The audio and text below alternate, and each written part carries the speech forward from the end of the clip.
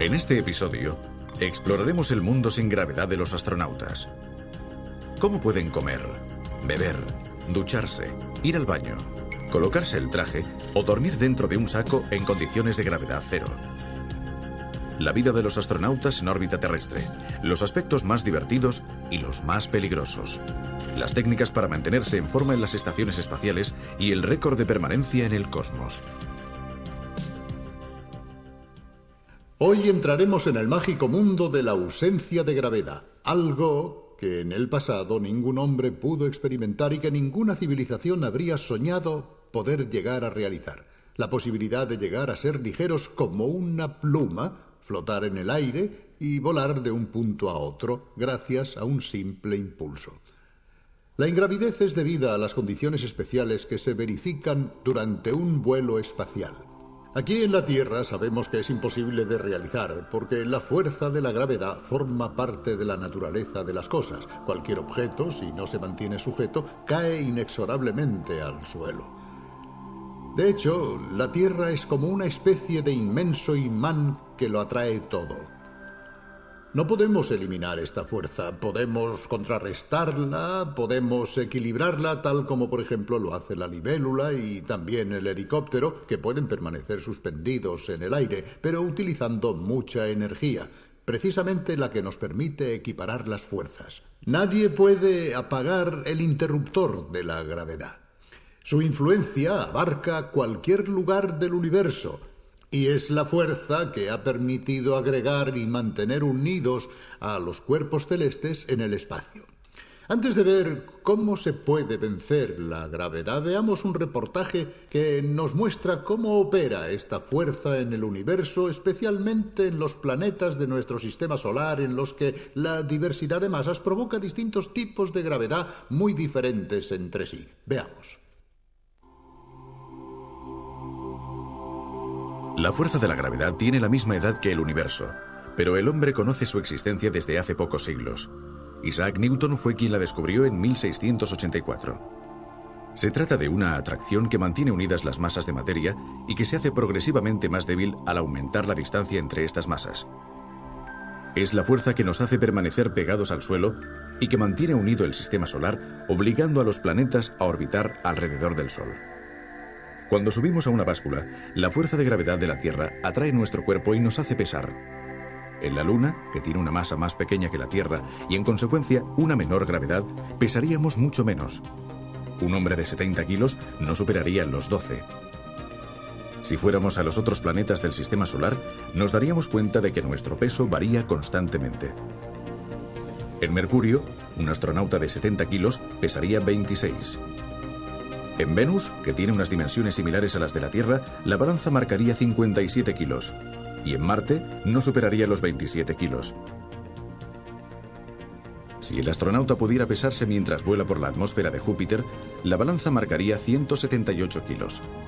De hecho, Júpiter es el planeta gigante del sistema solar y su masa, mucho mayor que la terrestre, ejerce una atracción más intensa. Todas estas variaciones de peso tendrían lugar sin que la persona engordara o adelgazara. Sucederían únicamente porque el planeta en el que nos encontráramos tendría una masa mayor o menor que la terrestre y en consecuencia ejercería una atracción gravitacional superior o inferior. Si a continuación el astronauta consiguiera descender sobre el Sol, su peso alcanzaría los 1890 kilos. De hecho, la masa del Sol es enorme comparada con la de los planetas. Para escapar de la atracción gravitacional, por ejemplo, para entrar en órbita terrestre, es necesario alcanzar una velocidad concreta, denominada velocidad de escape. De lo contrario, se volvería a caer. Para superar la gravedad de nuestro planeta, la velocidad de fuga es de 11 km por segundo, es decir, 27.350 km por hora. Los cohetes, al alcanzar esta velocidad, pueden poner en órbita transbordadores y estaciones espaciales. Isaac Newton descubrió que esta fuerza disminuye rápidamente al aumentar la distancia entre las masas de materia. Los astronautas en órbita alrededor de la Tierra viven en ausencia de peso, en parte precisamente por esta razón. A cientos de kilómetros de altura se reduce mucho la atracción de nuestro planeta, pero obviamente no desaparece. De hecho, los transbordadores espaciales siguen orbitando alrededor de la Tierra gracias a su gravedad. También la Luna, a 400.000 kilómetros, gira en su trayectoria gracias a esta fuerza. Pero para los astronautas que están dentro del transbordador, la reducida gravedad que les atrae hacia la Tierra está perfectamente equilibrada por la fuerza centrífuga debida a la rotación alrededor del planeta y que les empuja hacia el exterior. Su peso desaparece, aunque la masa de sus cuerpos no experimenta ninguna variación.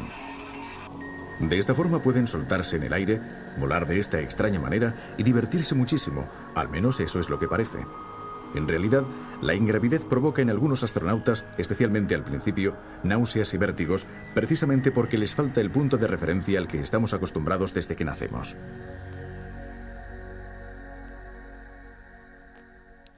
Como se ha visto en el reportaje, debemos puntualizar que aunque el término ingravidez se utiliza en la actualidad de forma habitual, si queremos ser precisos, no es un término exacto, porque la fuerza de la gravedad siempre está presente, incluso en el espacio. Lo que sucede es que se contrarrestan diferentes fuerzas y se obtiene así un equilibrio entre los distintos empujes. Esta ausencia de gravedad, dicho de otro modo, solo es aparente. Quizá sería mejor hablar de ausencia de peso. En la Tierra, esta situación de ausencia de peso es imposible de reproducir. Pero para entrenar a los astronautas se tiene que recurrir a algunos trucos que, aunque de manera imperfecta, permiten simular las condiciones que un astronauta encontrará en el espacio. Recientemente también la electrónica ha colaborado en estas simulaciones. ¿Cuántas veces habremos visto a los astronautas con sus trajes presurizados girando en el vacío cósmico? Son imágenes muy bellas que dan una gran sensación de libertad, pero que producen cierta aprensión. De hecho, nos preguntamos, ¿qué pasaría si el astronauta pulsara una tecla equivocada y el pequeño chorro de gas de su unidad de maniobra, en lugar de ayudarle a encontrar la posición deseada, lo enviara lejos del transbordador? Los astronautas, además, en la llamada EVA, actividad extravehicular, o sea, al flotar en el vacío cósmico, no están unidos con cables de seguridad a la nave madre. ¿Dónde aprenden a moverse tan bien en ausencia de peso? El entrenamiento de los astronautas, especialmente de aquellos que saldrán al exterior, se efectúa con métodos muy distintos según las misiones que deban realizar.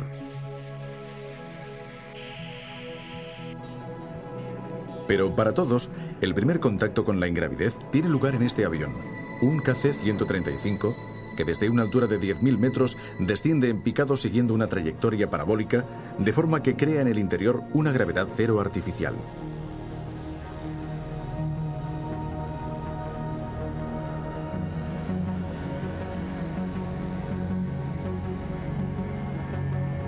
Aquí los astronautas no solo se familiarizan con la extraña sensación de la ausencia de peso, sino que además aprenden a colocarse el embarazoso traje que no les facilita las cosas.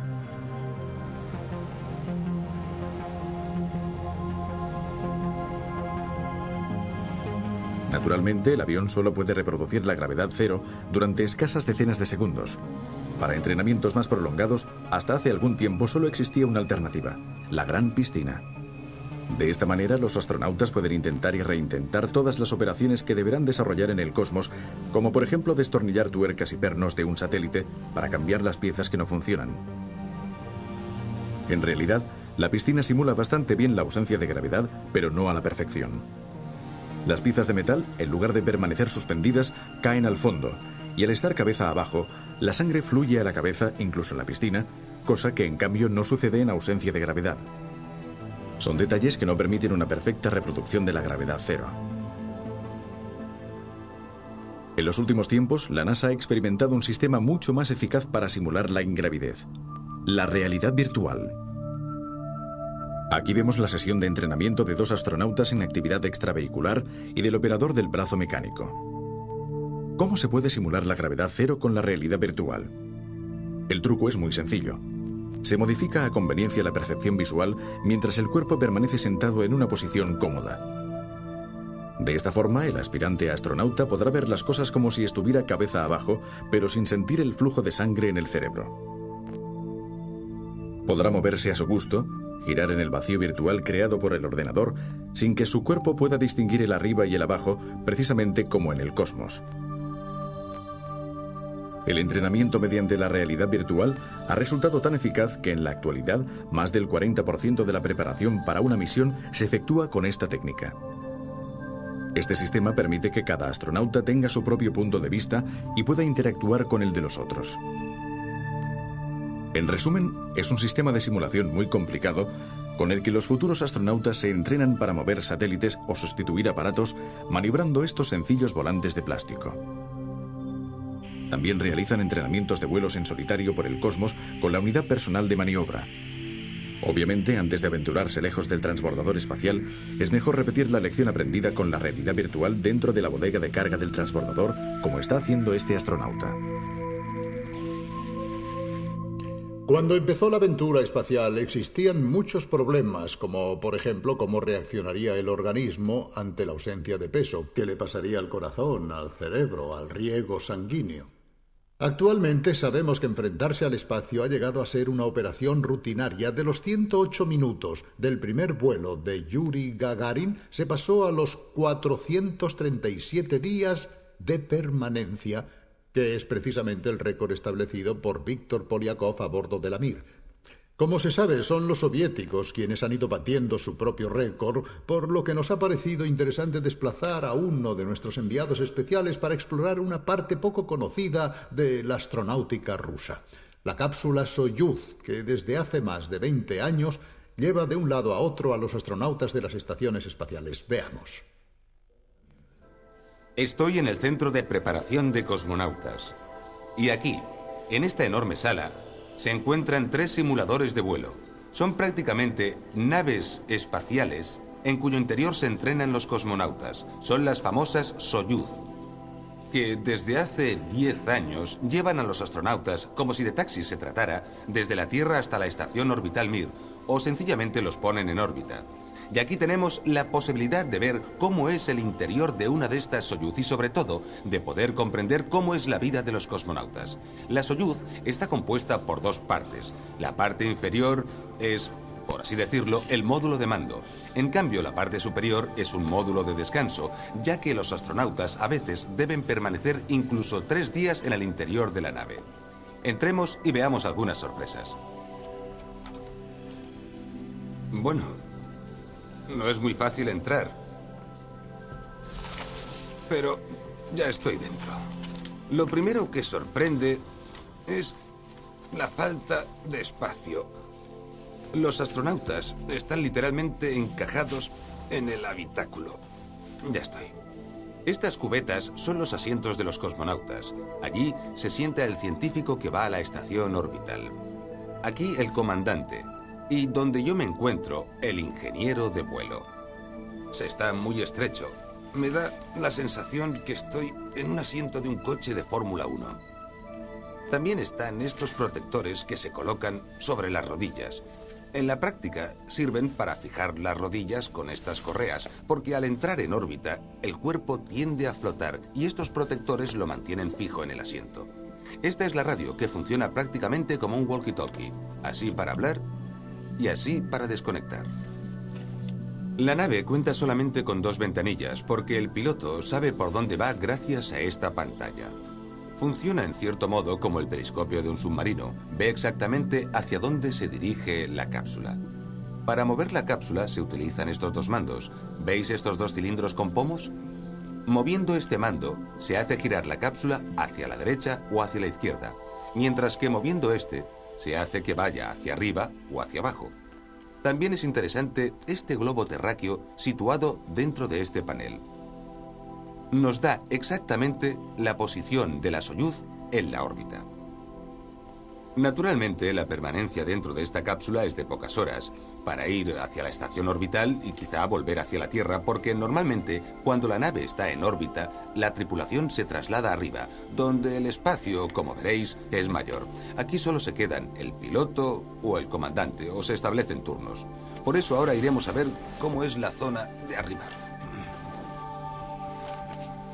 Bueno, ahora vamos a ver la segunda zona de esta nave espacial. Debemos explicar que lo que veremos ahora no regresará a la Tierra. La parte inferior, de hecho, regresará con los cosmonautas y con los paracaídas. En cambio, la parte superior se desacoplará y se dejará caer en la atmósfera, transformándose en una estrella fugaz, desintegrándose prácticamente debido al rozamiento con la atmósfera. Esta es la entrada. Y aquí estamos, en esta segunda estancia de la Soyuz, en este doble habitáculo espacial. Aquí también se está muy estrecho, pero mucho menos que en el módulo de mando. Hay instrumentos de todo tipo, pantallas, filtros, incluso para la recogida de humedad del aire que después se recicla. Y esto es un armario. Un armario espacial con gomas que sirven para sujetar los objetos, para evitar que, sin gravedad, empiecen a flotar. Aquí se coloca la comida, los vestidos, los instrumentos, etc. El problema del agua ha sido resuelto de otra forma. Solo con apretar este botón, surge un pequeño chorro de agua que va directo a la boca. Aquí está. Cuando se permanece 3 días en un ambiente como este, es necesario pensar en todo. Y en lo que respecta al retrete, aquí tenemos la solución soviética al problema. Aquí la tenemos. Esto es un lavabo espacial. Funciona como un aspirador. Y al igual que un aspirador, también tiene una bolsita que se tira después del uso.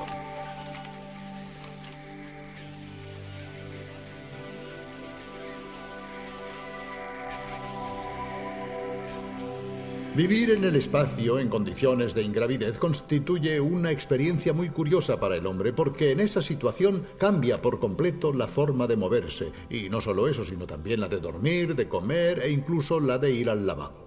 Esta es una visita por el interior del transbordador espacial estadounidense que nos desvelará cómo se vive en el espacio. Estoy en Houston, en el centro espacial de la NASA. Y este enorme hangar que veis es un hangar muy especial, porque aquí es donde los astronautas se entrenan y se familiarizan con el transbordador. De hecho, aprenden a desarrollar muchas de las operaciones que después harán en órbita, como por ejemplo mover el famoso brazo mecánico, pero también aprenden a desplazarse por el interior del transbordador. ¿Por qué? Porque pese a que nos parece muy grande, en realidad en su interior los espacios son pequeñísimos. Esta habitación es minúscula, naturalmente hay 2 pisos, pero ¿veis? Aquí deben vivir 7 personas a veces durante 15 días. Y estas son las soluciones. Hay muchos cajones, por llamarlos de alguna manera, en el interior de los cuales se encuentran todos los objetos, los instrumentos e incluso la comida. Y en el exterior de cada cajón está descrito su contenido. En este caso se trata de instrumentos de primera necesidad. Bueno, ¿podéis imaginar que detrás de mí está la cocina? Esta es la cocina. La comida, tal como veis aquí, se encuentra en bolsitas envasadas al vacío. En este caso, té con limón. Mirad, esta es la comida para los astronautas. Estos discos azules son de velcro, porque en el interior de la astronave cualquier cosa empieza a volar si no está sujeta. Por ejemplo, en este caso. Ya está. Ahora bien, hay un aspecto especial de la astronave y, por tanto, del transbordador. Y es que se pueden utilizar todas las paredes, tanto por arriba como por abajo, y en consecuencia también se puede usar el suelo como un inmenso armario. Por ejemplo, se puede ver que aquí se encuentra el filtro del aire y que existen otros compartimentos para otros aparatos o instrumentos. Pero hay un instrumento fundamental para la vida a bordo. Está en ese rincón y se trata del lavabo. Bueno, ya estamos aquí. En cierto modo nos recuerda mucho a los lavabos de los aviones. Pero es muy especial porque en este caso los astronautas flotan y deben conseguir sentarse. Estas asas sirven para mantener las piernas sujetas. Los pies se apoyan en estos pedales y se fijan. Por desgracia, cuando se usa el lavabo no se puede cerrar la puerta, no hay espacio suficiente, de manera que para mantener la intimidad existe esta cortinilla que se cierra, confiando de todas formas en la colaboración de los otros miembros de la tripulación.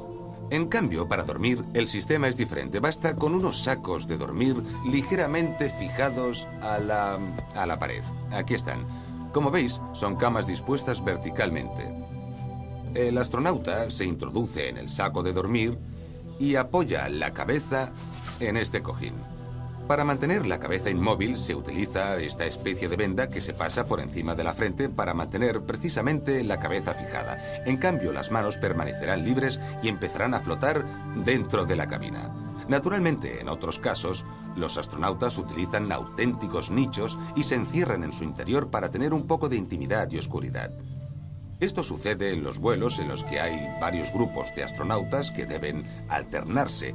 Unos trabajan y otros duermen.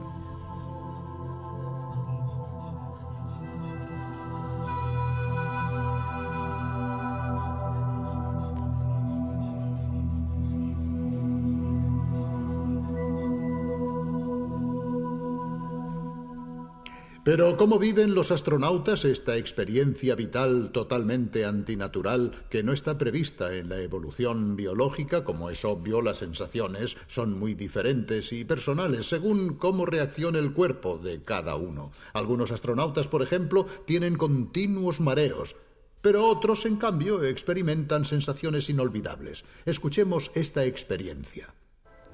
Estamos con un veterano del espacio, Jeff Hoffman, que ha estado en 5 ocasiones en órbita. ¿Qué se siente en el momento del despegue? Una sensación que pocas personas han experimentado. Cada vez que entro en el espacio es como una bomba atómica. Después de la entrada en el espacio, después del lanzamiento, llega ese momento mágico cuando se apaga el motor y siento la falta de gravedad, la ingravidez. Es una libertad completa del cuerpo. Es casi como una droga. ¿Nos puede contar alguna anécdota sobre algún aspecto de la misión del que quizá no se haya hablado mucho? Con el aterrizaje y la entrada en la Tierra, espero ver a mi mujer y a mi familia. Pero también siento tristeza porque pierdo aquella libertad que me proporciona la ingravidez. Lo que siento es la pérdida de ese estado de gracia que es la ingravidez y siempre deseo regresar.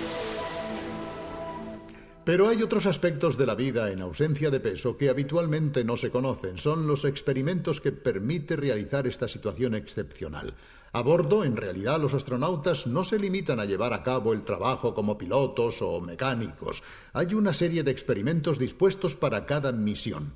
Experimentos de biología, de fisiología vegetal o animal, de cristalografía y muchos otros. Y las informaciones que aportan son de gran interés. Para concluir, veamos este breve reportaje.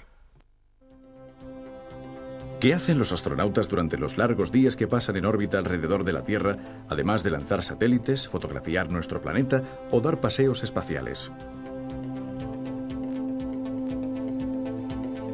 Nos encontramos en el transbordador durante la misión Spacelab D1, una típica misión en la cual gran parte del trabajo se realiza, en cambio, en el interior, en un laboratorio especial, el Spacelab, construido por la Agencia Espacial Europea.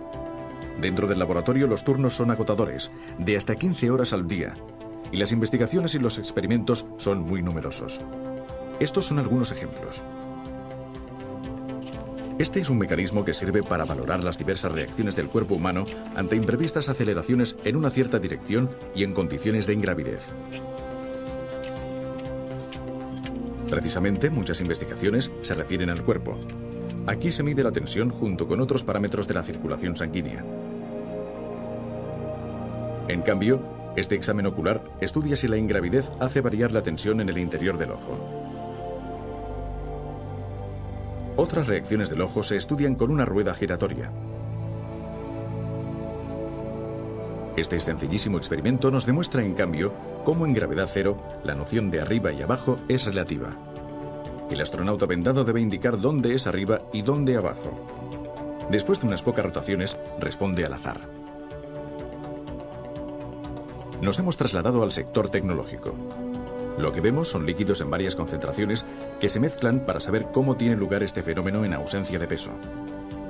Estos estudios son muy importantes para el crecimiento de los cristales superpuros. Una producción que en condiciones de ingravidez se realiza de forma mucho más sencilla que en la Tierra. Naturalmente, no hay que olvidarse de la biología. Estas semillas han germinado normalmente, pero como puede verse, cada brote ha crecido en una dirección distinta. Sin la referencia de la gravedad, cada uno ha ido por su cuenta. En esta otra investigación, en cambio, los astronautas han analizado cómo las raíces consiguen absorber alimento en un mundo donde arriba y abajo son nociones muy relativas. El resultado lo consiguen a la perfección. Estos son algunos de los experimentos llevados a cabo durante una misión común. Habitualmente la ingravidez facilita la realización de experimentos con instrumentos muy sencillos. Aquí se está estudiando la resonancia de un líquido sometido a varias frecuencias. La misma experiencia repetida con un largo resorte. Y finalmente, un descubrimiento. La solución al problema del huevo de Colón en el cosmos es muy sencilla. Solo hay que dejar flotar el huevo. Permanecerá de pie, o casi.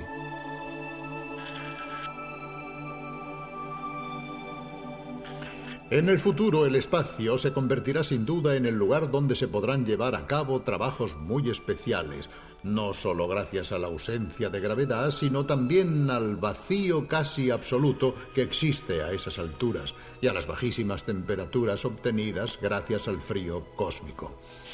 Nos encontramos solo en los comienzos de la aventura espacial, pero ¿podrá el hombre adaptarse a vivir en condiciones de ingravidez, no solamente durante breves misiones, sino durante largos periodos como las misiones interplanetarias o tal vez para las colonias espaciales? Alguien ha dicho que esto quizás sucederá cuando nazca el primer niño en el espacio.